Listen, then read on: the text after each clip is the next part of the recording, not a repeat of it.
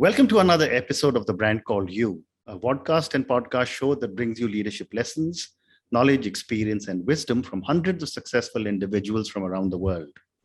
I am your host, Ashutosh Garg, and today I'm delighted to welcome a professional turned entrepreneur, Karishma Bhalla. Karishma, welcome to the show. Thank you so much, Ashutosh. Karishma is the co-founder and director of Taramis Labs Limited, which is a health food brand. And in her earlier avatar, she was the managing director and partner of BCG, Boston Consulting Group. So Karishma, let's start first with asking you, from such a high profile, well-paid role at BCG, why did you leave it and start your own company, Food Strong? Moments of truth. I was trying to teach my son how to bicycle. Mm-hmm. And I was trying to push him. And no matter what I did, I couldn't catch up with him. And this morbid reality that I am an old parent to a young kid suddenly struck home. Mm-hmm. And I thought, I need to do something about it. And after that, I tried a series of experiments. I tried many of these fatty diets, keto, phyto, mito, the works. I also tried to work with many other people, but I just couldn't come to terms with the fact that I can't get fitter at this age.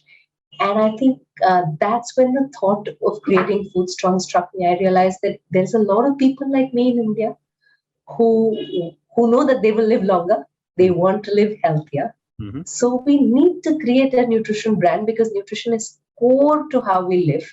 Right. And it's core to how we live our lives and how we are going to survive a large parts of our life. So that's how the thought of creating Food Strong struck home. And once the idea came in, I think it just took me over. It just took me over. And from the time of getting or conceiving of the idea till the time you launched, how much time was it? I keep joking. Food Strong is like baby number 3. Uh-huh. It took exactly 9 months from conception to the launch of the idea. And I have to admit, I'm a consultant to the core.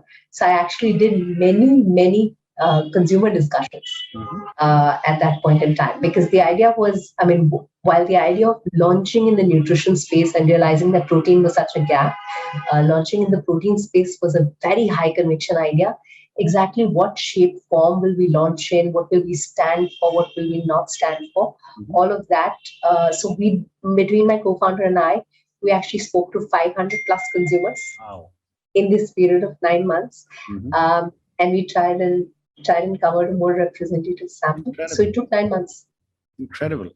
And how did you know that you are ready to start your entrepreneurial journey?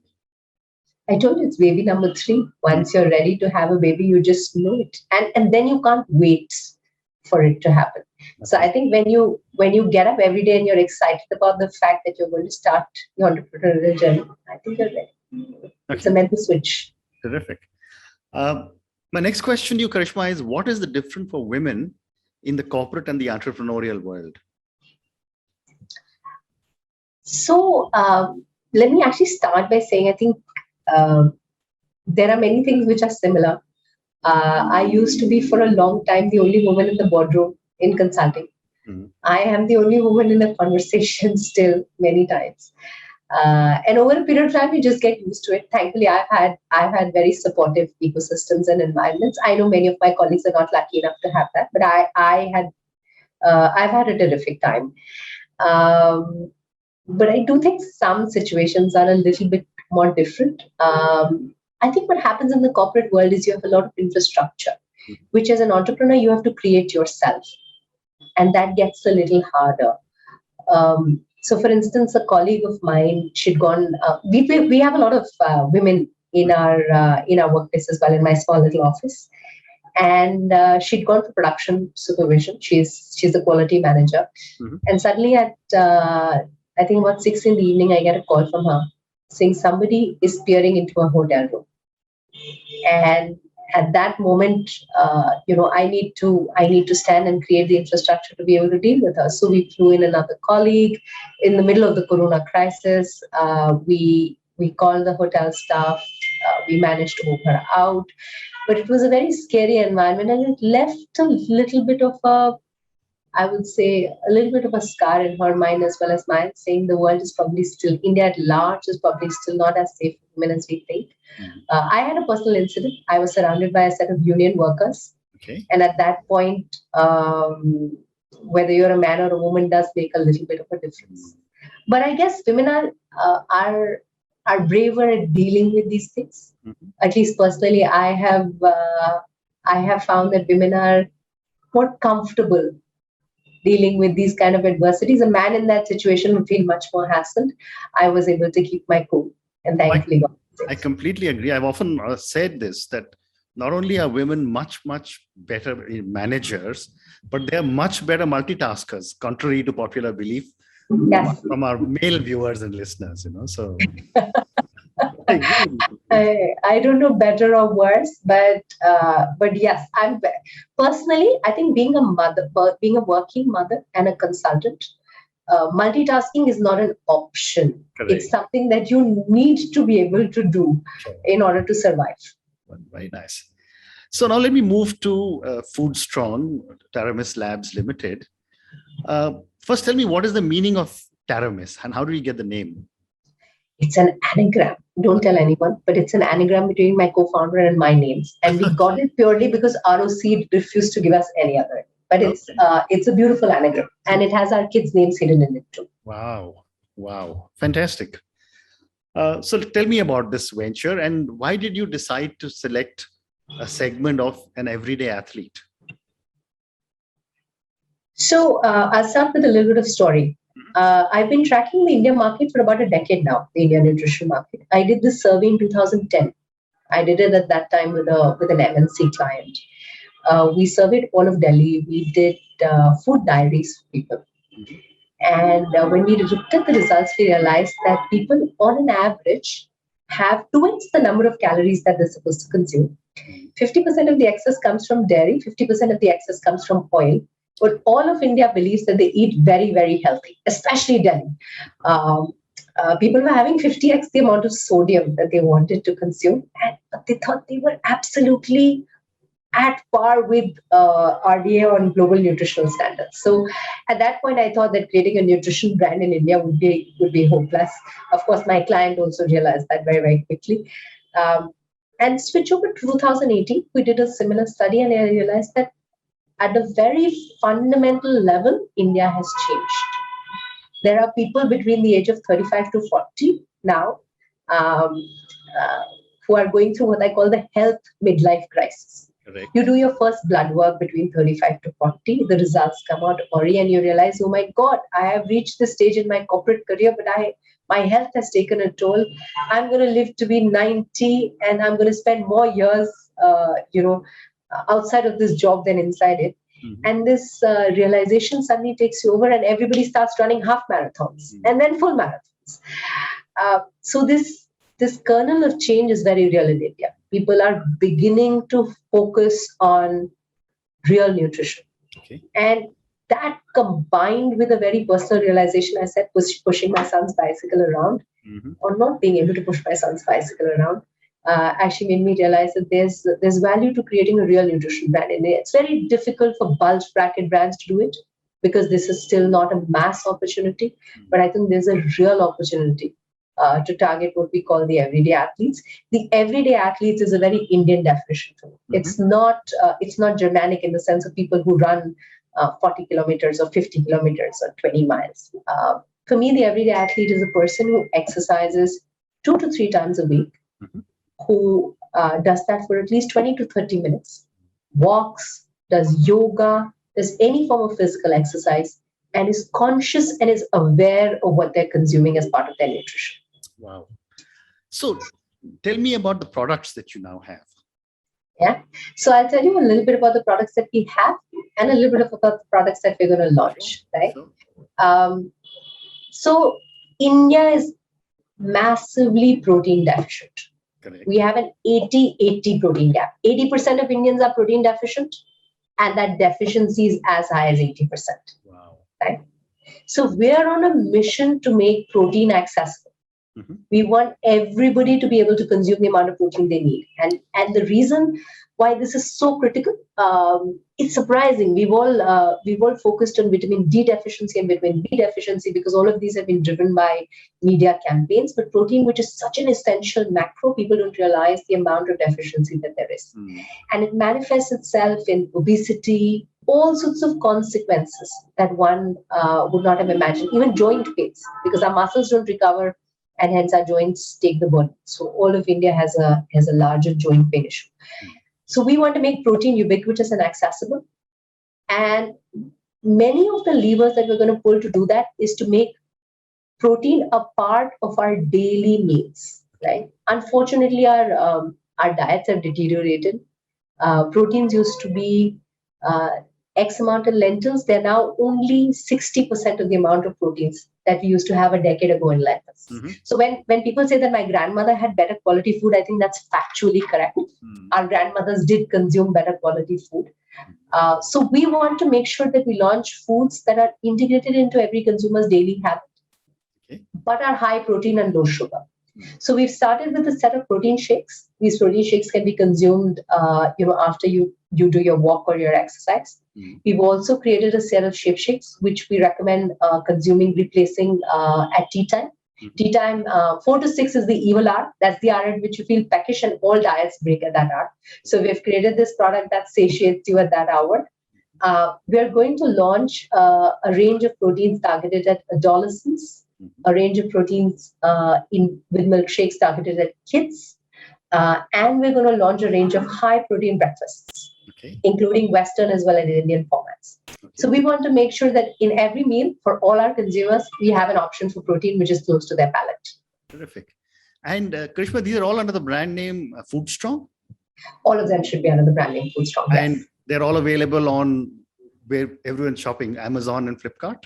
So right now, only the shakes are available. The others will be available as and when they get launched a month or so. Yes, they're all available. Okay. So now let me move on to your role as a marketer and a consultant. There are a lot of food brands being launched. And you're there as Food Strong as well. My question to you is, what goes into building a good or a strong food brand? Okay, I don't think I have built a strong or a good food brand, so I'm not going to answer that with a definitive answer. But I can tell you one thing that I've learned over many, many years of experience. Right, food is a habit, and for consumers, food, unlike many other categories that they consume, needs a very high level of trust. The Indian consumer is very choosy about the food that they consume, and they need to really be able to trust the brand in order to consume. Correct. So you need to win the consumer's palate and the consumer's trust at the same point, right? And that's a very hard thing to do for a new and a young brand. We are very open as a culture, as a society. Many parts of India believe that you should wear what pleases the world, but you should eat what pleases you. So it's also a very personal and a very regional taste and flavor. And we need to get into the consumer's house, in their pantry, on their plate, winning their trust with every meal in order to create a successful food brand. So it's a long journey. I don't think it's something that can be done overnight, but slowly but surely, if we keep the quality, if we keep our consumers' taste in mind, I'm sure we'll get that. And one of the other components of a successful brand is repeat purchase. Yes. How are you going to handle that? Well, the first step to handling that is to measuring that. We assiduously measure repeats on our own website. We touch wood. I'm not at liberty to reveal the numbers, but we have a very healthy repeat rate from our customers. Also because of the category that we're in. Right now, the whey protein powders that we serve have a very healthy repeat rate from customers. The way we look at that, Ashutosh, is we genuinely engage a lot with our consumers. And our consumers actually love talking to us. So they love talking to us about why is a particular herb in the brand, to what new flavors are you going to launch. The conversation ranges from nutritionals and ingredients at one end to recipes and flavors at the other. And I think we integrate that entire experience for the consumers. We are for fit foodies. So they like knowing what new flavors and what new ingredients as much as nutrition. And we keep that dialogue constantly going on. And that actually gives us great joy. That's the greatest pleasure in the business, I have to say, talking to our consumers. Wonderful. And you said this is also on your website. For our viewers and listeners, tell us what your website is. Our website is foodstrong.co. Foodstrong.co. Okay, wonderful.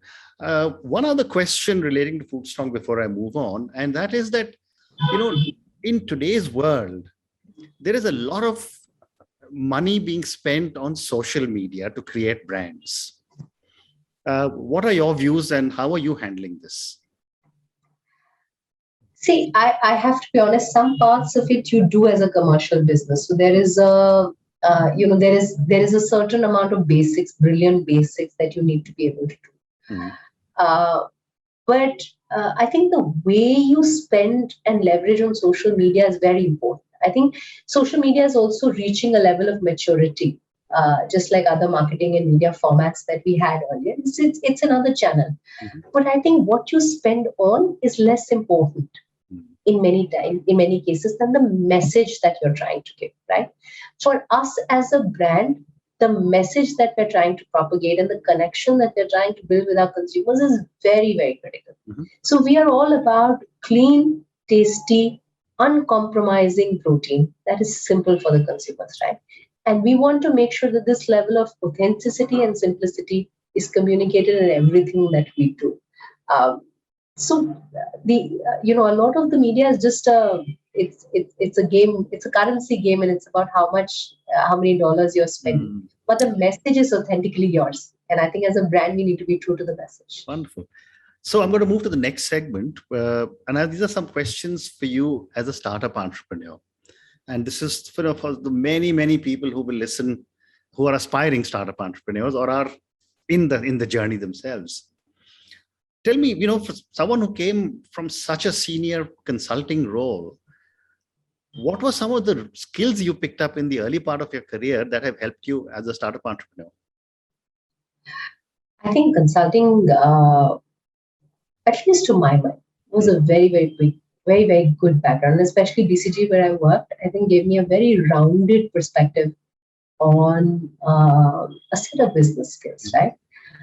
But I think there are two skills that you pick up which are inimitable, at least that I ended up developing, that have been really, really helpful in this journey. One is just fragmentation and how you deal with it. As an entrepreneur, you start your day with accounts, then you go into talking to your customers, then you're talking to a packaging vendor, then you're looking at production sheets, then you look at sales. And you might end up solving a regulatory issue in the middle. So, you have to be able to manage multiple work streams and still keep the North Star and the vision alive and be able to create those channels for the teams, because very often your teams will not be able to operate in such a diverse range of issues. So that ability to deal with fragmentation, dip in, dip out, do that effectively, I think a combination of being a consultant and a working mother, as I said, very, very helpful. The other is very core problem solving. At the end of the day, every business decision needs to be broken down into data and logical problem solving. There is a certain amount of gut that you develop over a period of time, but I'm one of those people who believe that your guts gets honed the more you look at data. Very data oriented. In data and God we trust. Okay. So I think that ability to distill everything down to the core issue, 2 or 3 fundamentals, I think is the other thing that I picked in consulting, which has been very helpful. Wonderful. So one more question on startups and then a couple of questions for you personally after that. Based on your learnings and all that you have seen, and I'm sure you're talking to so many other entrepreneurs, what are some of the basic mistakes a lot of startup entrepreneurs make? Oh my God, this is not a question. This is I take a run on this. You make a lot of mistakes, right? And I think that's part of the journey, and that's part of the experience. You cannot, if you're doing everything right, then you're probably not doing enough, is my sense, right? But I think there are a few mistakes which are I would say, worse off than the others, right? I think the first and most critical mistake that many people in the early part, and I've been guilty of that, is attachment to an idea.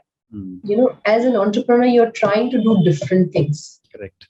And you're trying to create what is in your imagination, and then you have to leave it in the market for your consumers to accept or not.